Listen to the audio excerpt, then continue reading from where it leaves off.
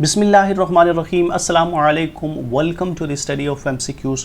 Study of MCQs के आज के इस सेशन में आपको खुशामदीद कहता हूँ। और आज के इस सेशन में हम देखेंगे headquarters of all important international and regional organization. और आज ये इस सेशन का दूसरा सेशन है। ये इंटरनेशनल ऑर्गेनाइजेशन के हवाले से ये सेकंड सेशन है। फर्स्ट सेशन में हमने कोई 30 के करीब जो ऑर्गेनाइजेशन है उनके हेड ऑफिस को हमने देखा था। और आज के इस सेशन में जो रिमेनिंग 35 के करीब ऑर्गेनाइजेशन हैं, कुल मिलाकर 75 ऑर्गेनाइजेशंस को हमने कवर करना है। और आज उसका ये सेकंड पार्ट है जिसमें रिमेनिंग ऑर्गेनाइजेशन को बड़े इंटरेस्टिंग और सिंपल ट्रिक्स के साथ आज के इस सेशन को हम लेके चलेंगे। और आज के इस सेशन में भी full of knowledge and full of information है इन ऑर्गेनाइजेशन के हवाले से। और आज का सेशन अगर आप कंप्लीट देखते हैं और अगर आप फर्स्ट सेशन को भी आप कंप्लीट देखते हैं तो आप 75 के करीब इंटरनेशनल और रीजनल ऑर्गेनाइजेशंस हैं, उनके हेड क्वार्टर्स को बहुत अच्छे तरीके के साथ, बहुत आसानी के साथ उनको अंडरस्टैंड कर लेंगे। तो चलिए स्टार्ट करते हैं आज के इस सेशन को। फर्स्ट ऑफ ऑल हमने देखना है ऑस्ट्रिया, और ऑस्ट्रिया के साथ उसका जो शहर है वियना, उसके साथ जो एसोसिएटेड ऑर्गेनाइजेशन है उसको हमने देखना है। So there are 2 organisations which are associated with Austria और Vienna. One is International Atomic Energy Agency IAEA, 1957 में ये बनी थी। And the second one is United Nations industrial development Organisation, UNIDO, 1966 में। तो इस तरह 2 ऑर्गेनाइजेशंस हैं जो कि वियना या ऑस्ट्रिया के साथ एसोसिएटेड हैं। इंटरनेशनल एटॉमिक एनर्जी एजेंसी के हवाले से कोई मुश्किल नहीं है, हर बंदे को उसका पता है। सिर्फ हमने थोड़ा सा एम्फोसिस करना है United Nations industrial development organization को। अगर आप यहाँ पे थोड़ा सा एसोसिएट करना चाहें तो पूरी दुनिया में जितने भी इंडस्ट्रियल डेवलपमेंट होती है उसके लिए एनर्जी की ज़रूरत होती है, यानी एनर्जी के बगैर इंडस्ट्रियल डेवलपमेंट का तस्वर नहीं किया जा सकता। अब वो एनर्जी कोई भी हो सकती है, वो एटॉमिक एनर्जी भी हो सकती है, वो काइनेटिक एनर्जी भी हो सकती है, वो कोई और फॉर्म ऑफ एनर्जी हो सकती है। बहरहाल इंडस्ट्रियल डेवलपमेंट के लिए एनर्जी की बहुत इंपॉर्टेंस होती है। तो इस तरह आपने इस एनर्जी को एसोसिएट करना है इंडस्ट्रियल डेवलपमेंट के साथ। और जब आप इस एनर्जी को एसोसिएट करेंगे इंडस्ट्रियल डेवलपमेंट के साथ तो फिर आपको इंडस्ट्रियल डेवलपमेंट ऑर्गेनाइजेशन जो है वो जहन में आएगी। और उसी के साथ ही आपने एटॉमिक एनर्जी और एनर्जी को एसोसिएट करेंगे तो ये दोनों नाम बहुत अच्छे तरीके से आसानी के साथ आप एसोसिएट कर लेंगे कि दोनों जो है ऑर्गेनाइजेशन ऑस्ट्रिया के शहर वियना के साथ एसोसिएटेड है। एटॉमिक एनर्जी ज़रूरत होती है इंडस्ट्रियल डेवलपमेंट के लिए, और all form of energies are required for industrial development. और उस इंडस्ट्रियल डेवलपमेंट की जो ऑर्गेनाइजेशन है उसका हेड ऑफिस उसी जगह पे वाक़ है जहाँ पे एटॉमिक एनर्जी एजेंसी का हेड ऑफिस पाया जाता है। नेक्स्ट इज़ जर्मनी, और जर्मनी के 2 इंपॉर्टेंट सिटीज़ हैं, दैट इज़ बर्लिन एंड बॉन। और इन 2 सिटीज़ के साथ 2 इंपॉर्टेंट ऑर्गेनाइजेशन एसोसिएटेड है। First one is transparency international, 1993 में बनी थी। तो यहाँ से आपने इसको एमनेस्टी इंटरनेशनल के साथ जो है वो डिफ्रेंशिएट करना है, वो 1961 में बनी थी। तो यहाँ पे आप ईयर ऑफ इस्टेब्लिशमेंट के हवाले से भी कन्फ्यूजन आपको नहीं होनी चाहिए। ट्रांसपेरेंसी इंटरनेशनल निस्बतन नई ऑर्गेनाइजेशन है और एमनेस्टी इंटरनेशनल जो है वो पुरानी ऑर्गेनाइजेशन है। ट्रांसपेरेंसी इंटरनेशनल के बाद दूसरी ऑर्गेनाइजेशन है United Nations framework convention on climate change, जिसे सिंपल फॉर्म में UNFCCC कहा जाता है। और इसकी इस्टेब्लिशमेंट हुई थी 1993 में। इंटरेस्टिंगली दोनों ऑर्गेनाइजेशन एक ही साल 1993 में बनी थी। अब ट्रांसपेरेंसी इंटरनेशनल और एमनेस्टी इंटरनेशनल को हम पहले देख चुके हैं, उस हवाले से सिर्फ यहाँ पे मैं थोड़ा सा उसको रिपीट कर देता हूँ कि आपने इस R को ज़रा फोकस करना है, इसको रिपीट करना है। और यहाँ पे बर्लिन में जो R है उसको आपने फोकस करना है। तो इन 2 को जब आप थोड़ा सा इंटरेस्टिंग वे में फोकस कर लेंगे तो आप इसको भी याद कर लेंगे और एमनेस्टी इंटरनेशनल के साथ इसकी जो डिफरेंस है उसको भी ज़हनशीन कर लेंगे। Second one is United Nations framework convention on climate change. Climate change और ग्लोबल वार्मिंग के हवाले से आजकल पूरी दुनिया में कंसर्न पाया जाता है। इंपॉर्टेंट ऑर्गेनाइजेशन है, हर दूसरे साल के बाद इसकी ऑर्गेनाइजेशंस की मुख्तलिफ कॉन्फ्रेंसेस होती हैं। And one of the conference of climate change was held in Bonn 2017। Bon conference कब हुई थी? 2017। तो बॉन कॉन्फ्रेंस को आपने याद रखना है। तो आप इसका शहर जो है बॉन उसको याद कर लेंगे, तो आपके लिए कोई इसको याद करना, इसको रटा लगाने की ज़रूरत पेश नहीं आएगी। Next is very important country and that is Switzerland. बहुत ही इंपॉर्टेंट कंट्री है और उससे भी ज़्यादा उसका एक शहर है जिसे कहते हैं जनेवा। इनको अगर आप अंडरस्टैंड कर लें, इनके साथ जो एसोसिएटेड ऑर्गेनाइजेशन है उनको आपने अंडरस्टैंड कर लिया, डिफ्रेंशिएट कर लिया, तो आप मैक्सिमम इंपॉर्टेंट जो इंटरनेशनल ऑर्गेनाइजेशंस है उनके हेड ऑफिस को आप समझ लेंगे। तो चलिए देखते हैं फर्स्ट फेज़ में कौन सी ऑर्गेनाइजेशन है जो कि जिनेवा के साथ या स्विट्ज़रलैंड के साथ एसोसिएटेड है। तो फर्स्ट फेज़ में यहाँ पे 7 ऑर्गेनाइजेशन यहाँ पे हमें नज़र आती हैं जो कि स्विट्ज़रलैंड बेस्ड है। Number 1 is world health organization, second one is world trade organization. World health organization 1948 में बना था, यूनाइटेड नेशंस के 3 साल के बाद ये बनी थी 1948 में। वर्ल्ड ट्रेड ऑर्गेनाइजेशन नई ऑर्गेनाइजेशन है, 1995 में बनी थी। वर्ल्ड इकोनॉमिक फोरम 1971 में इसका वजूद जो है वो बना था। वर्ल्ड वाइड फंड WWF 1961 में ये बनी थी। वर्ल्ड मेट्रोलॉजिकल ऑर्गेनाइजेशन 1950 में, वर्ल्ड इंटेलेक्चुअल प्रॉपर्टी ऑर्गेनाइजेशन 1967 में, एंड मेडिसिन साइंस फ्रंटियर्स और doctors without barriers, this organizations came into being in 1971। So these are the 7 organizations जो कि स्विट्ज़रलैंड या जिनेवा के साथ एसोसिएटेड हैं। सेकेंडली यहाँ अगर आप गौर करेंगे तो आपको इन ऑर्गेनाइजेशन के शुरू में जो वर्ड नज़र आता है दैट इज़ वर्ल्ड। तो this is the first phase of the organization जिनका आगाज़ किस लफ्ज़ के साथ होता है, वर्ल्ड के साथ। तो इस सेशन में हमने वर्ल्ड वाली ऑर्गेनाइजेशन को देखना है। Second one is world trade organization, world economic forum, world wide fund, world metrological organization and world intellectual property organization. 6 organization है जिनका आगाज़ वर्ल्ड लफ्ज़ के साथ होता है। तो जिन ऑर्गेनाइजेशन का आगाज़ वर्ल्ड के साथ होता है तो सबसे पहले आपके कान खड़े हो जाने चाहिए कि इसका ताल्लुक़ कहाँ से होगा, स्विट्ज़रलैंड के साथ। कुछ एक्सेप्शंस हैं या होंगी लेकिन वो बहुत कम है। मोस्टली जो ऑर्गेनाइजेशंस वर्ल्ड के साथ रिलेट करती हैं वो स्विट्ज़रलैंड या जिनेवा के साथ एसोसिएट होती हैं। तो ये सबसे पहले आपको इस चीज़ का जहन नशीन होना चाहिए। सेकेंडली जितनी भी ऑर्गेनाइजेशन यहाँ पे आपको नज़र आती हैं वो बहुत ही इंपॉर्टेंट इंटरनेशनल लेवल के सब्जेक्ट के साथ एसोसिएट है। जैसे हेल्थ की बात की जाती है, ट्रेड की बात की जाती है, इकोनॉमिक एक्टिविटीज़ की बात की जाती है, वर्ल्ड वाइड फंड की बात की जाती है, मौसम की बात की जाती है या इंटरनेशनल स्टैंडर्डाइजेशन के सर्टिफिकेट्स की बात की जाती है। तो जितने भी ये इश्यूज़ आपको नज़र आते हैं, ये टॉपिक और सब्जेक्ट्स हैं, ये इंटरनेशनल स्टैंडर्ड के, इंटरनेशनल कंसर्न के ये सब्जेक्ट्स हैं। तो ये भी इस बात को डिनोट करता है कि स्विट्ज़रलैंड एक वो जगह है जहाँ पे दुनिया के बहुत ही इंपॉर्टेंट इश्यूज़ को डिस्कस किया जाता है। तो इस तरह आप इन ऑर्गेनाइजेशन को इन एसोसिएशंस के साथ याद रखेंगे तो आप इनको कभी भी नहीं बोलेंगे कि हेल्थ की बात की जाती है तो स्विट्ज़रलैंड, ट्रेड की बात की जाती है तो स्विट्ज़रलैंड, इकोनॉमिक फोरम की बात की जाती है तो Geneva Switzerland, world wide fund की बात आएगी तो स्विट्ज़रलैंड, मौसम की बात आ जाती है। तो जितने भी इंपॉर्टेंट इश्यूज़ हैं वर्ल्ड के साथ स्टार्ट होते हैं तो अब आपके जहन में एक पिक्चर बन जानी चाहिए and that picture should be associated with Switzerland. कुछ एक्सेप्शंस हैं यहाँ पे जो कि जिनेवा के साथ, कि जिनेवा के अलावा किसी और शहर के साथ एसोसिएटेड है। यहाँ पे 2 ऑर्गेनाइजेशन है, that is world economic forum WEF 1971 में बनी थी and second one is world wide fund और WWF और ये 1961 में बनी थी। ये 2 ऑर्गेनाइजेशंस ऐसी हैं जो जिनेवा के साथ एसोसिएटेड नहीं है। वो कौन से शहर है जिनके साथ इनका ताल्लुक़ है, WWF का ताल्लुक़ है लैंड के साथ। वर्ल्ड वाइड फंड जितने भी वाइल्ड लाइफ होती है, नेचुरल एक्टिविटीज़ होती है, नेचुरल सीनरीज होती है, उनको देख के बंदा बहुत क्या होता है, बहुत ग्लैड होता है। तो आपने इस तरह इस एसोसिएशन को याद करना है तो आप ग्लैंड को हमेशा के लिए ज़हनशीन कर लेंगे। Second one is world economic forum. World economic forum का जो सिटी है, जो हेड ऑफिस है, वो शहर बहुत इंपॉर्टेंट है, कोलोजनी इस शहर का नाम है। इट्सल्फ बड़ा यूनिक नाम है, बहुत प्रोनाउंसिएशन के हवाले से भी और इसके वर्ड के हवाले से भी और इसके अल्फ़ाबेट्स के हवाले से भी आप देखें तो यूनिक नाम है। और ये यूनिकनेस जो है ये इस नाम को याद करने के हवाले से भी बहुत इंपॉर्टेंट है कि वर्ल्ड इकोनॉमिक फोरम एक यूनिक नाम के हेड ऑफिस के साथ रेलिवेंट करता है and that is Cologny. This is the second phase of the organizations which are based in Switzerland or Geneva, and these organizations are 7 in numbers. और यहाँ पे इन organizations को हम देखते हैं तो उनका आगाज़ जो हो रहा है वो इंटरनेशनल वर्ड के साथ हो रहा है। International labour organization, international committee of the Red Cross, international standardization organization, international telecommunication union, international union for conservation of nature, international organization for migrations and international Olympic committee. तो ये 7 की 7 organisation हैं, इनका आगाज़ इंटरनेशनल वर्ड के साथ हो रहा है।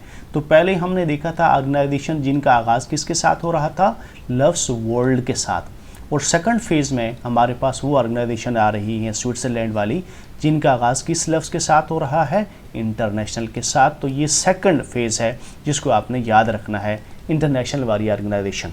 सेकंड जो चीज़ हमने पिछली स्लाइड में देखी थी कि वर्ल्ड के साथ भी जो ऑर्गेनाइजेशन है वो इम्पॉर्टेंट टॉपिक को रिलेट करती हैं, तो वो किसके साथ एसोसिएटेड होती हैं, वो स्विट्ज़रलैंड के साथ। तो यहाँ पे भी हम देखते हैं इंटरनेशनल वर्ड के साथ स्टार्ट होने वाली ऑर्गेनाइजेशन के भी टॉपिक बहुत ही इंपॉर्टेंट हैं, जैसे लेबर इश्यूज़, इंटरनेशनल नेचर का इशू है।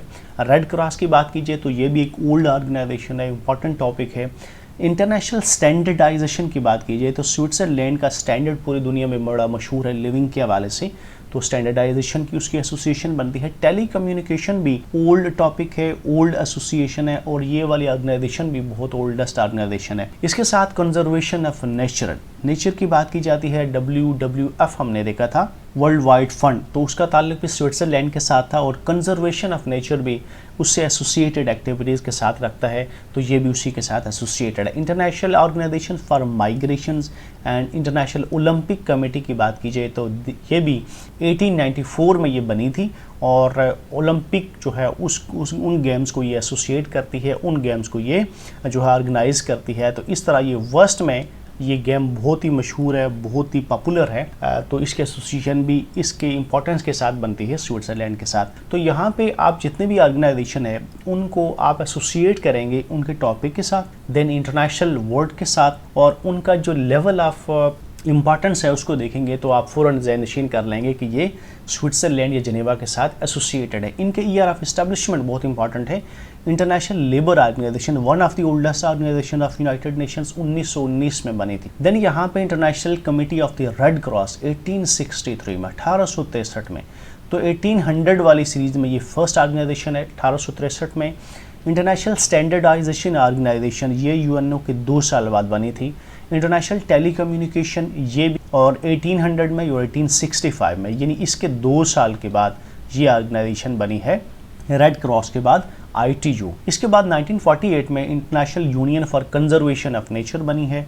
1951 में इंटरनेशनल ऑर्गेनाइजेशन फॉर माइग्रेशंस बनी है, और उसके साथ 1800 की सीरीज़ में थर्ड ऑर्गेनाइजेशन है इंटरनेशनल ओलंपिक कमेटी, और इसका बुनियाद रखी गई थी 1894 में। तो दीज आर 3 ऑर्गेनाइजेशंस जो कि 1800 की सीरीज़ में आती हैं, ये आपको याद होना चाहिए। कौन कौन सी हैं? Red Cross 1863, international telecommunication 1865 and International Olympic Committee 1894. So these are the organizations which are associated with Switzerland or Geneva. यहाँ पे कुछ ऑर्गेनाइजेशन ऐसी हैं जो कि जिनेवा बेस्ड नहीं है। There are 2 organizations. One is International Olympic Committee जो कि 1894 में बनी थी, और इसका हेड ऑफिस जो है लॉसेन में है, LAUSANN, लॉसेन।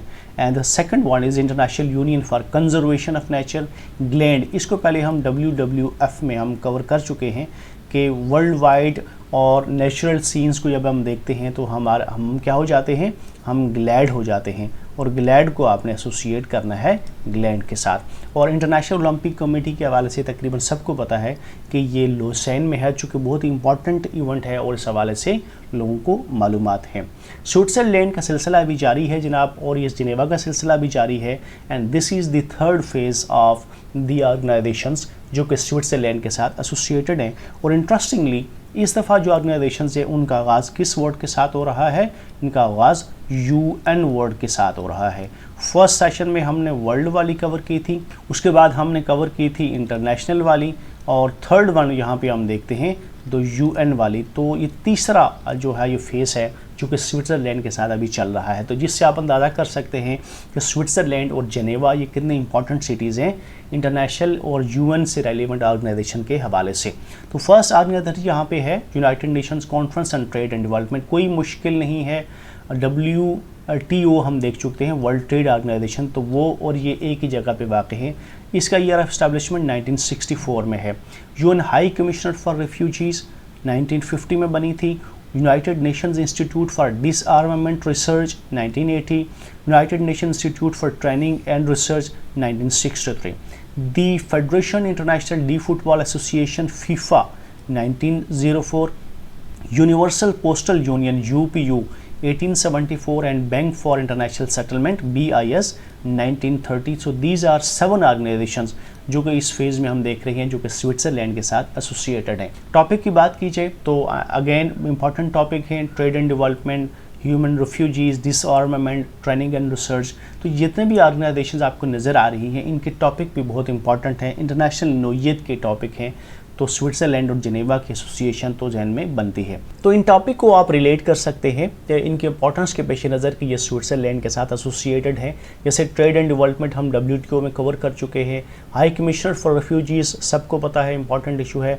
डिसआर्मामेंट और ट्रेनिंग एंड रिसर्च ये 2 ऑर्गेनाइजेशंस ऐसी हैं जो कि स्विट्ज़रलैंड के साथ इसलिए एसोसिएटेड हैं कि यहाँ पे यूनाइटेड नेशंस के बहुत सारे ऑफिसेज जो है या मैक्सिमम ऑफ ऑफिसेज जो है स्विट्ज़रलैंड में पाए जाते हैं। तो जाहिर है ट्रेनिंग और रिसर्च का ऑर्गेनाइजेशन भी वहाँ पे ही होगी जहाँ पे मोस्टली उसके ऑफिस पाए जाते हैं। इसी तरह डिसआर्मामेंट रिसर्च की बात की जाती है तो वो भी मोस्टली एक इंस्टीट्यूशनल ऐसा होता है जहाँ पे यूनाइटेड नेशंस के ऑफिसेज की ज़्यादा तादाद में होते हैं ताकि वहाँ पे बैठ के किसी हवाले से रिसर्च की जाती है। तो ये एसोसिएशन यहाँ पे बड़ी आसान बनती है। यूनिवर्सल पोस्टल यूनियन आपको नज़र आती है UPU 1874 में। तो 4th ऑर्गेनाइजेशन हम ये देख रहे हैं जो कि स्विट्ज़रलैंड के साथ एसोसिएटेड है 1800 की सीरीज़ में। इसमें हमने इससे पहले हमने ITU देखी थी, रेड क्रॉस देखी थी और इंटरनेशनल ओलंपिक कमेटी देखी थी जो कि 1800 की ईयर्स के साथ एसोसिएटेड है। और यहाँ पे यूनिवर्सल पोस्टल यूनियन है, ये भी 1800 की सीरीज़ में चल रही है। 1874 में इसकी बुनियाद रखी गई थी और इसका ताल्लुक भी स्विट्ज़रलैंड के साथ है। कुछ ऑर्गेनाइजेशंस ऐसी हैं जो कि जेनेवा में नहीं पाई जाती, हमने उनको देखना है वो कौन कौन सी ऑर्गेनाइजेशन है और उनके हेड ऑफिस कहाँ पाए जाते हैं। First one is the federation international D football association, ये फुल फॉर्म है फीफा की। 1904 ये आपने याद करना है, 1904 में फीफा की बुनियाद रखी गई थी और इसकी फुल फॉर्म बनती है the federation international D football association. Second one यहाँ पे आता है यूनिवर्सल पोस्टल यूनियन 1874 में and bank for international settlement BIS। अब इन 3 ऑर्गेनाइजेशंस को हेड ऑफिस हैं वो इम्पॉर्टेंट है। फुटबॉल एसोसिएशन का जो फीफा का हेड ऑफिस है वो ज्यूरिच में है। इसको आपने सिर्फ ये याद रखना है, यहाँ पे आपने रिच के ऊपर फोकस करना है। ज्यूरिच में से आपने रिच के ऊपर फोकस करना है। तो फुटबॉल कौन सी है, ये रिच कंट्रीज़ की गेम, यानी रिच कंट्रीज़ इसको खेलते हैं और इसके प्लेयर भी क्या होते हैं, इसके प्लेयर भी बहुत ज़्यादा रिच होते हैं, बहुत ज़्यादा पैसे कमाते हैं। तो आप रिच को जो है वो एसोसिएट कर लेंगे ज्यूरिच के साथ और ज्यूरिच को आपने एसोसिएट करना है फुटबॉल के साथ। यूनिवर्सल पोस्टल यूनियन का हेड ऑफिस जो है वो बर्न में पाया जाता है। तो जितने भी हमें खतूत आते हैं, लेटर्स आते हैं, हमारे प्यारे खतूत हमें लिखते हैं, तो उनको हम क्या करते हैं, उनको हम बर्न नहीं करते, उनको हम जलाते नहीं हैं, उनको संभाल के रखते हैं। तो इस तरह आपने इस चीज़ को एसोसिएट करना है इस चीज़ों के साथ। और बैंक फॉर इंटरनेशनल सेटलमेंट को आपने यहाँ की अगर आप देखें तो BASEL बनता है, तो BA for bank and SEL for settlement. तो इस तरह आप इस चीज़ को यहाँ पर इंटरेस्टिंगली जहनशीन कर सकते हैं और आपको रटा लगाने की ज़रूरत पेश नहीं आएगी। नेदरलैंड्स इंपॉर्टेंट कंट्री और उसके साथ 2 जो है वो ऑर्गेनाइजेशन एसोसिएटेड है। First one is international court of justice ICJ। कोई मुश्किल नहीं है, सिर्फ आपने इसका ईयर ऑफ इस्टेब्लिशमेंट याद करना है जो UN के साथ एसोसिएटेड है, 1945 में ही बना था। Organization for prohibition of chemical weapons OPCW 1997, इसका ईयर ऑफ एस्टेब्लिशमेंट इंपॉर्टेंट है, ये आपने याद रखना है, 1997 में ये बनी थी। फर्स्ट ऑर्गेनाइजेशन को याद करने की बिल्कुल ज़रूरत नहीं है, हर बंदे को पता है। थोड़ा सा हमने इस ऑर्गेनाइजेशन को OPCW को आपने एसोसिएट करना है किस तरह, ताकि हमारे जहन में इनका एक कॉम्बिनेशन बन जाए, क्योंकि दोनों का ताल्लुक एक ही शहर के साथ है। पूरी दुनिया में जब भी किसी चीज़ की प्रोहिबिशन की बात की जाती है या किसी चीज़ की रिस्ट्रिक्शन की बात की जाती है तो वहाँ पे क्या चीज़ जहन में आती है, वहाँ पे जो ऑर्गेनाइजेशन जहन में आती है दैट इज़ कोर्ट। यानी कोर्ट के ज़रिए ही किसी चीज़ की रिस्ट्रिक्शन होती है, किसी चीज़ की प्रोहिबिशन की जाती है। तो यहाँ पे कोर्ट को आपने फोकस करना है और इस कोर्ट के ज़रिए से जो रिस्ट्रिक्शन की बात की जा रही है, प्रोहिबिशन की बात की जा रही है, वो कौन सी चीज़ है, वो केमिकल वेपन की प्रोहिबिशन की बात की जा रही है। तो court means for international court of justice that is based in the Hague and court is the organization which prohibits which limits the chemical weapons around the world. तो आप दोनों ऑर्गेनाइजेशन को हमेशा के लिए ज़हनशीन कर लेंगे। इसके बाद कुछ इंडिविजुअल ऑर्गेनाइजेशन है, नॉर्थ अटलांटिक ट्रीटी ऑर्गेनाइजेशन, जिसे सिंपल फॉर्म में नेटो कहते हैं। ब्रसेल्स में इसका हेड ऑफिस है। ओल्ड ऑर्गेनाइजेशन है, 1949 में इसकी बुनियाद रखी गई थी। G20 ग्रुप ऑफ 20 वो 20 कंट्रीज है जो कि दुनिया के मुख्तलिफ ममालिक में डेवलप्ड और डेवलपिंग कंट्रीज से इनका ताल्लुक है। मैक्सिको में इसकी बुनियाद रखी गई थी 1999 में, 1999 में, ये आपने याद रखना है। International renewable energy agency IREA इसका सिंपल फॉर्म बनती है और इसका ताल्लुक कहाँ से है, UAE, और UAE का एक शहर है जिसे अबू धाबी कहते हैं। इसका हेड ऑफिस वहाँ पे पाया जाता है और 2009 में निस्बतन ये नई ऑर्गेनाइजेशन है वहाँ पे बनी थी। UAE में आप देखें तो बहुत सारे रीन्यूएबल एनर्जी के हवाले से बहुत सारे वहाँ पे प्रोजेक्ट ऑन गोइंग प्रोजेक्ट काम कर रहे हैं, तो इस तरह आप इसको एसोसिएट कर सकते हैं। Asia Pacific economic cooperation simple form में इसे क्या कहते हैं, APEC, और इसका हेड ऑफिस कहाँ पे पाया जाता है, सिंगापुर में। 1989 में इसकी बुनियाद रखी गई थी। इसी रीजन में एक और ऑर्गेनाइजेशन हमने पिछले सेशन में हमने पढ़ी थी, वो थी आसियान, और आसियान को जो है वो कहाँ पे पाई जाती थी, जकार्ता में 1967 में उसकी बुनियाद रखी गई थी। तो इस तरह आप इसको याद कर सकते हैं एक दूसरे के साथ इंटर रिलेट करके। इंटरनेशनल क्रिकेट काउंसिल का हेड ऑफिस सबको पता है दुबई में है, लेकिन इसका ईयर ऑफ एस्टेब्लिशमेंट बहुत इंपॉर्टेंट है, उसको आपने याद करना है। 1909 में 1909 में इंटरनेशनल क्रिकेट काउंसिल की बुनियाद रखी गई थी। The international cooperation for assigned names and numbers, और इसका हेड ऑफिस है लॉस एंजलिस कैलिफोर्निया में। 1998 में इसकी बुनियाद रखी गई थी।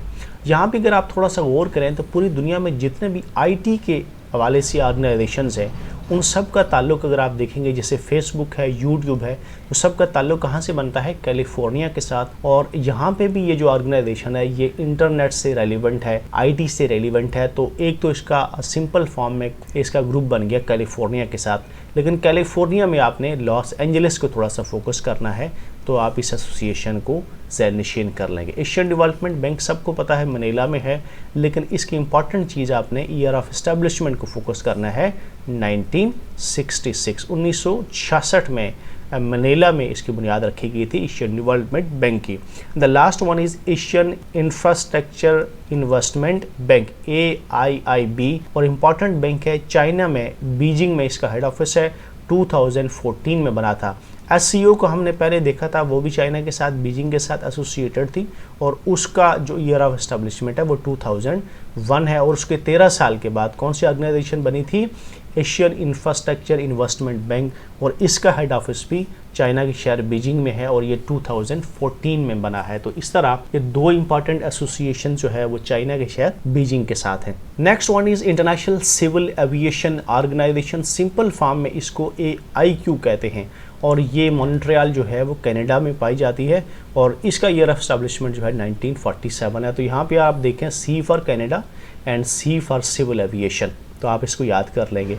UN office for project services Copenhagen Denmark में 1973 में। उसके बाद UN system staff college and UN university college और यूनिवर्सिटीज़, ये दो एसोसिएशन है इटली के साथ और जापान के साथ है। यूनिवर्सिटी कहाँ पे है, वो टोक्यो जापान में है। आपने इसको फोकस करना है, तो फिर इटली आपको याद हो जाएगा कि वो कहाँ पे उसमें कॉलेज पाया जाता है, जबकि टोक्यो में यूनिवर्सिटी पाई जाती है। कॉलेज जो है वो 2002 में बना, और जो यूनिवर्सिटी 1973 में बनी है। The last one is African union. African union जो है वो अफ्रीकन कंट्रीज़ के ऊपर बेस करती है, और इसका हेड ऑफिस जो है वो अदीस अबाबा में पाया जाता है, जो कि इथियोपिया का कैपिटल सिटी है। तो इसकी बुनियाद रखी गई थी 2002 में। तो इस तरह ये ऑर्गेनाइजेशंस थी जो आज के सेशन में हमने कवर की हैं। That comes to the end of this session. मुझे अपने फीडबैक से ज़रूर आगाह कीजिएगा और मेरे channel the study of MCQs को सब्सक्राइब करके बेल आइकन को प्रेस करें ताकि आपको आने वाली वीडियोस की अपडेट मिलती रहे। नए सेशन तक इजाज़त दीजिए। अल्लाह हाफ़िज़।